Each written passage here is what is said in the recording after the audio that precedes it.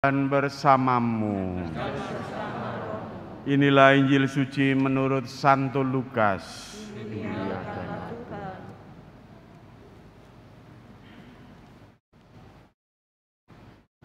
Pada suatu hari Sabat, Yesus datang ke rumah salah seorang pemimpin dari orang-orang Farisi untuk makan di situ. Semua yang hadir mengamati dia dengan seksama. Melihat tamu-tamu berusaha menduduki tempat-tempat kehormatan, Yesus lalu mengatakan perumpamaan ini. Kalau engkau diundang ke pesta perkawinan, janganlah duduk di tempat kehormatan, sebab mungkin orang itu telah mengundang seseorang yang lebih terhormat daripada engkau. Supaya orang itu yang mengundang engkau dan dia jangan datang dan berkata kepadamu, berikanlah tempat ini kepada orang itu. Lalu dengan malu engkau harus pergi pindah ke tempat yang paling rendah. Tetapi apabila engkau diundang, duduklah di tempat yang paling rendah. Mungkin tuan rumah akan datang dan berkata kepadamu, sahabat, silakan duduk di tempat yang lebih terhormat. Dengan demikian engkau akan menerima hormat di depan mata semua orang yang makan bersamamu. Sebab siapa saja yang meninggikan diri akan direndahkan, dan siapa saja yang merendahkan diri akan ditinggikan. Lalu Yesus berkata juga kepada orang yang mengundang dia, apabila engkau mengadakan perjamuan siang atau perjamuan malam, janganlah engkau mengundang sahabat-sahabatmu, saudara-saudaramu, kaum keluargamu, atau tetangga-tetanggamu yang kaya, karena mereka akan membalasnya dengan mengundang engkau pula, dan dengan demikian engkau mendapat balasnya.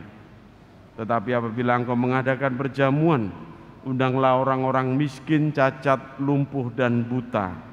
Engkau akan berbahagia, karena mereka tidak mempunyai apa-apa untuk membalas engkau, sebab engkau akan mendapat balasannya pada hari kebangkitan orang-orang benar. Demikianlah sabda Tuhan.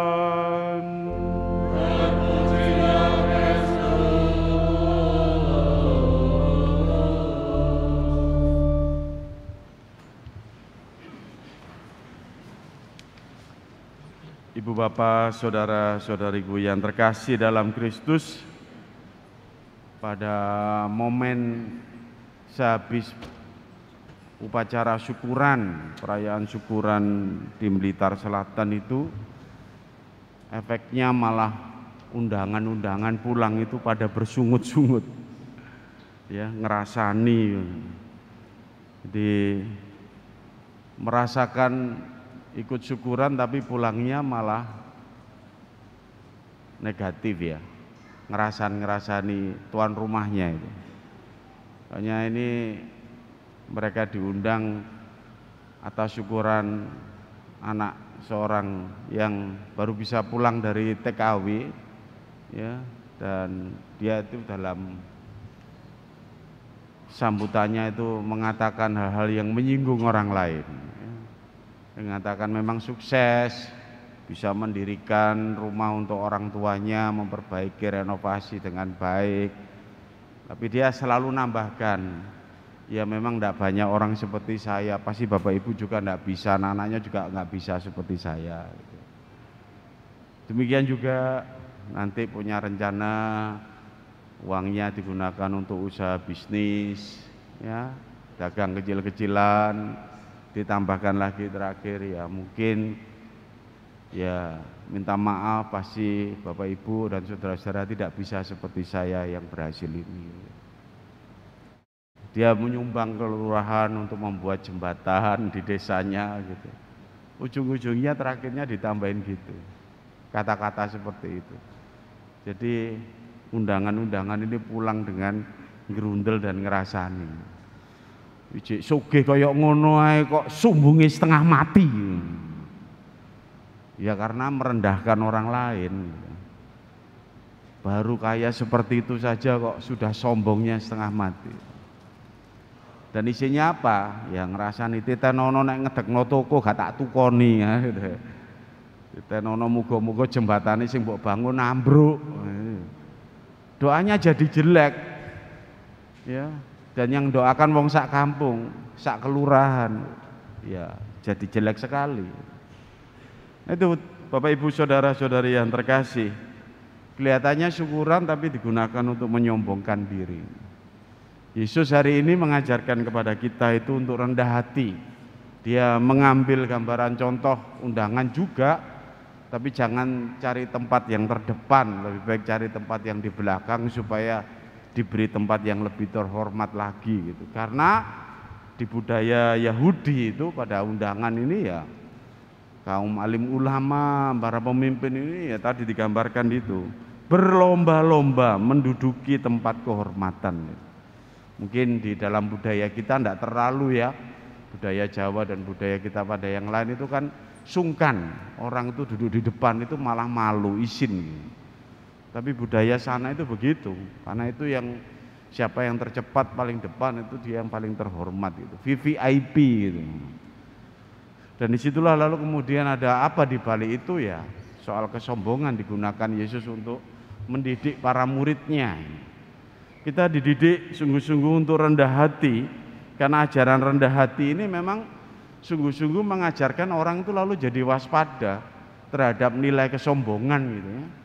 Karena kesombongan itu jujur memang yang membuat orang mudah terpleset itu karena sombongnya, ya kan?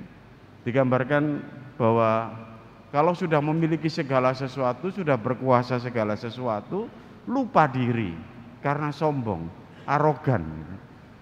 Ada kasus-kasus yang kita tahu bahwa orang yang memang sudah banyak uangnya, sudah kuat kekuasaannya bisa lupa diri. Dan itu karena kesombongan. Di balik kesombongan pasti ada iblis, ada setan yang memampukan manusia, membuat manusia lupa diri. Sejak awal iblis itu membuat kita itu digoda untuk sombong. Adam dan Hawa itu pertama, ya sudah, kalau kamu makan buah itu, kamu akan seperti Allah. Kamu akan punya pengetahuan seperti Allah, gitu. Ini kesombongan pertama dan terus diwariskan ya kepada kita semua ini. Karena godaan yang paling mujarab itu kesombongan. Kalau saya itu ngobrol-ngobrol dengan teman-teman lintas agama yang ngomong, loh kalau sudah sukses ngapain pelihara istri satu, mbok bisa pelihara istri dua, gitu sampai gitu. Itu karena kesombongan. Jadi kita bisa melihat bagaimana arogan seseorang karena kesombongan, lalu dia mau bisa merendahkan orang lain. Dan satu, ya Yesus juga digoda dengan soal itu. Kita bisa melihat 3 godaan terbesar. Kalau kamu bisa menjatuhkan diri dari atas hubungan Allah, itu godaan yang ketiga. Malaikat-malaikat pasti datang untuk menatang engkau. Kesombongan kamu kan putra Allah, gitu. Kita juga Bapak Ibu saudara-saudara yang terkasih, kita bisa digoda untuk jatuh dalam kesombongan dan lupa diri, sehingga lalu bisa merendahkan orang lain. Dan pada saat merendahkan orang lain, disitulah Allah marah, karena kita merendahkan ciptaannya yang paling mulia, yaitu manusia. Pada saat orang itu sebenarnya sombong, godaannya adalah seperti tadi, merendahkan orang-orang lain, menganggap orang-orang lain itu ya di bawahnya. Kita dipanggil dalam minggu biasa ini untuk mendalami kembali mengapa kita itu harus rendah hati ya. Rendah hati itu bukan rendah diri loh ya. Rendah diri itu beda dengan rendah hati. Kalau rendah diri itu minder ya, minder worden katanya orang itu ya, penakut ya, enggak berani tampil, enggak berani ngomong ya, takut ini, takut itu, cemas, ya, takut dinilai banyak orang, ini minder. Itu rendah diri, bukan rendah hati. Tapi kalau rendah hati itu dalam kondisi apapun, ya, sungguh dia harus bisa menempatkan diri dalam kondisi yang sungguh-sungguh sesuai dengan kehendak Tuhan itu. Maka dalam bacaan pertama dari kitab Sirak itu sungguh indah, ya, digambarkan makin besar engkau, patutlah kau rendahkan dirimu, supaya engkau mendapat karunia di hadapan Tuhan. Semakin besar engkau, patutlah engkau makin rendah dirimu supaya engkau mendapat karunia di hadapan Tuhan. Makin tahu, dipercaya banyak, makin rendah hati, makin bersyukur, dan makin menghargai orang lain gitu. Dan itu digambarkan betul bahwa karunia-karunia orang yang rendah hati karena menjunjung tinggi martabat manusia sesamanya dan tidak merendahkan. Nah, Bapak, saudara-saudari yang terkasih, rendah hati juga membuat orang itu tadi selain waspada itu juga positive thinking, memandang orang lain itu tidak lebih dan tidak rendah dari dirinya. Dia bisa melihat kebaikan-kebaikan orang lain gitu. Tidak selalu membanding-bandingkan terus mengatakan, aku luweh kok gitu. Oh, aku lebih kok dari dia gitu. Ya, itu yang lalu membuat orang rendah hati itu karena bisa menghargai orang lain karena positive thinking. Bisa melihat kebaikan orang lain, bisa melihat apa yang sungguh orang lain itu sungguh berikan dalam kehidupannya, ya, manfaat, pengaruh dan sebagainya gitu. Dan kerendahan hati itu lalu memang membuat orang bersyukur, ya. Tidak mudah untuk terus merasakan kurang, ya. Nah, kesombongan lawan dari rendah hati itu tadi memantik permusuhan, ya. Coba kalau ada saudara-saudari ini, teman-teman kita, sahabat kita aja, saudara kita itu yang sombong di hadapan kita, ya, kamu isinya apa? Ya, pengennya lalu membalas.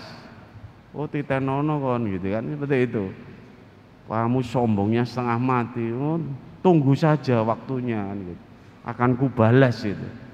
Jadi kesombongan itu mengundang dosa yang lain, yaitu dosa ingin balas dendam. Dosa karena orang lain itu sakit hati, ya. Kesombongan itu membuat orang lain lalu merasa tidak berdaya dan hina gitu. Padahal dalam Mazmur kita melihat arah itu mengangkat orang-orang yang sederhana, Allah itu mengangkat mereka yang tidak punya, Allah itu mengangkat martabat mereka yang sungguh-sungguh lemah gitu. Dan kita bisa melihat barang siapa merendahkan sesama manusianya, berarti dia merendahkan Tuhan sendiri. Nah, Bapak Ibu saudara-saudariku yang terkasih dalam Kristus, tantangan milenial kita apa dalam permenungan tentang kesombongan dan kerendahan hati ini? Saya itu pertama melihat keprihatinan terhadap generasi muda kita ini akibat pandemi, ya. Saya melihat anak-anak kita itu karena sekolahnya itu di rumah itu menjadi minder, ya. Mereka tidak rendah hati tapi rendah diri, takut ketemu teman-temannya, takut ke sekolah dan sebagainya, takut ketemu orang lain, senangnya masuk kamar, lari masuk kamar, main game, menyembunyikan diri. Ini nanti kalau untuk tantangan survival bagaimana untuk bersaing menghadapi orang lain dalam pekerjaan, bisnis, sekolah dan sebagainya. Dan kadang orang tua itu salah kaprah mendukung, ya. Lalu nervous, ya. Kemudian mengatakan ya kami belum siap sekolah offline. Lebih baik anak saya sekolah online saja. Tambah minder anakmu. Delik terus di kamar.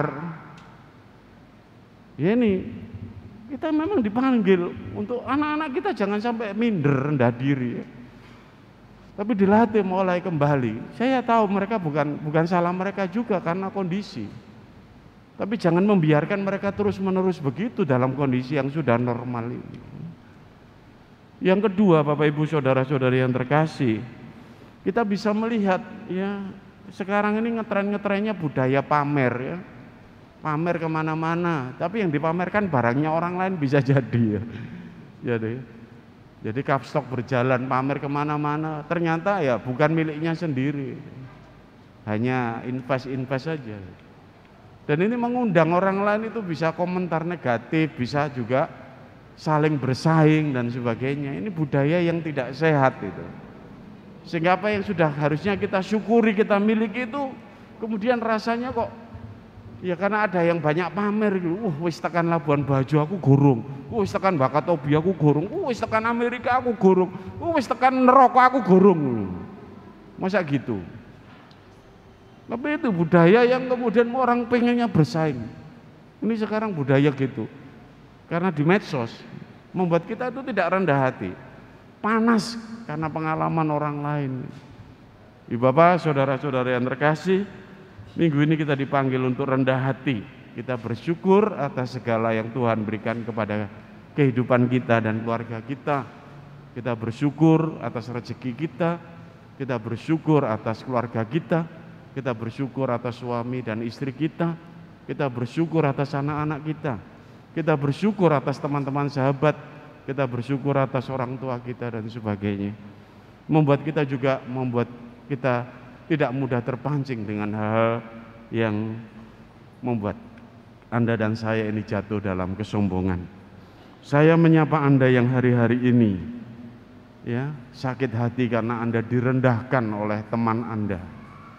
Anda yang ingin terpancing mengalahkan kesombongan teman Anda. Saya memanggil Anda kembali untuk rendah hati, tidak terpancing lagi, tidak menumpuk kekuatan untuk membalas dendam. Saya juga memanggil Anda, menyapa Anda yang suka tanpa sadar menyakiti hati orang lain karena kesombongan diri. Semoga rahmat Tuhan minggu ini membuat hati Anda teduh, membuat hati Anda mampu untuk mensyukuri segala rahmat dan menghargai sesama Anda. Semoga kita semakin rendah hati di hadapan Tuhan dan memperoleh keselamatan. Berkat Tuhan menyertai kita semua.